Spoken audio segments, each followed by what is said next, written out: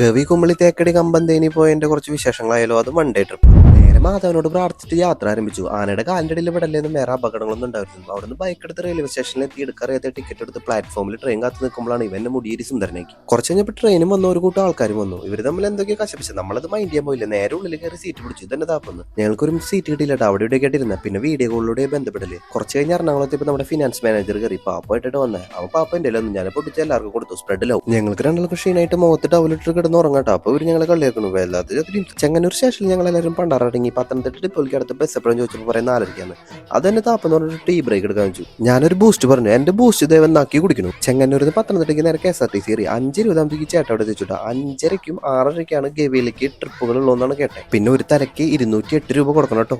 ഗവി പോണ വഴിക്ക് ഇതേ കുറച്ച് പേര് ഓടി കളിക്കണു. പിന്നെ നമ്മൾ പോയി KSRTCക്ക് ഒരു ചെറിയ കംപ്ലൈന്റ്. പിന്നെ മെക്കാനിക്കും ക്ലീനറും ഡ്രൈവറും ഒക്കെ നമ്മളായ കാരണം നമ്മളെ ശരിയാക്കി കൊടുത്തിട്ടുണ്ട്. പിന്നെ അവിടുന്ന് ചായ കുടിച്ചു. ധാരത് മായവിലത്തെ മമ്മൂട്ടി ചായയോട് കഴിഞ്ഞ് നേരെ ഗവിയിലേക്ക് വണ്ടി എടുത്തു. പിന്നെ സീറ്റൊന്നും കിട്ടാത്ത കാരണം ഡ്രൈവറുടെ സീറ്റും സ്റ്റിയറിംഗ് ഒഴിച്ച് ബാക്കി എഞ്ചിനും ഗിയർ ബോക്സ് എല്ലായിടത്തും കയറി ഞങ്ങൾ ഇറങ്ങിയിട്ടാ. പിന്നെ വീഡിയോ കണ്ട് മൂഡായിട്ട് ആരും ഇടിച്ച് കയറി ഗവിയിലേക്ക് വരണ്ടാവും. പറയാൻ കാരണം എന്താണെന്ന് വെച്ചാൽ പത്തനംതിട്ട ടു കുമ്പളി വരെയുള്ള ഒരു 6-6.5 മണിക്കൂർ ഭയങ്കര സ്ട്രഗിൾ എന്ന് പറഞ്ഞാൽ ഭയങ്കര സ്ട്രഗിൾ. ഞാൻ കുറെ കഷ്ടപ്പെട്ടുട്ടോ എത്താൻ.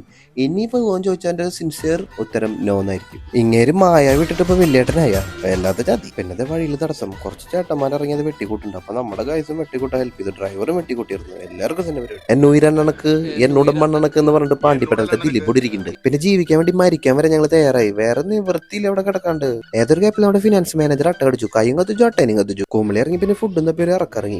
ഇങ്ങേരൊക്കെ നീട്ടുള്ള കൊലകൾ കണ്ടപ്പോൾ ഒരു ഫോട്ടോ എടുക്കാൻ ആഗ്രഹം. ബിരിയാണി പൊറോട്ടയും ബീഫും ചോറും തിന്ന് നേരെ തേക്കടി പോയിട്ട് അവിടുത്തെ പോലീസുകാരനും കണ്ട് അവിടെ തിരിച്ചു വന്ന് ഒരു നാരങ്ങ വെള്ളം കുടിച്ചിട്ട് നേരെ മുന്തിരി തോട്ടത്തേക്ക് പോയി. പച്ചമുന്തിരിയും പഴുത്തുമുന്തിരിയും കണ്ട് നേരെ ഒരു റീൽസും കളിച്ച് ഒരു ജ്യൂസും കുടിച്ചു. പിന്നെ അവിടെ ഉണ്ടായിരുന്ന ഒരു കൊക്കിന് ഒരു ഫ്രഞ്ചും കൂടെ നേരെ ബസ്സിൽ കയറി. ബസ്സിൽ ചേച്ചിമാരെ നമുക്ക് സീറ്റ് വന്നിട്ടാ. പ്രത്യേകം അവർക്ക് നന്ദിയുണ്ടേ. തിരിച്ചു കുമ്പളി എത്തിയപ്പോൾ ഞങ്ങൾക്ക് മൂത്രമൊക്കെ വേണ്ടി 5 രൂപ മൂത്രമൊക്കെ മേടിച്ചു. ഞാൻ വരെ ഞെട്ടിപ്പോയി. 5 രൂപയ്ക്ക് എന്റെ മൂത്രത്തിനുണ്ടാവും.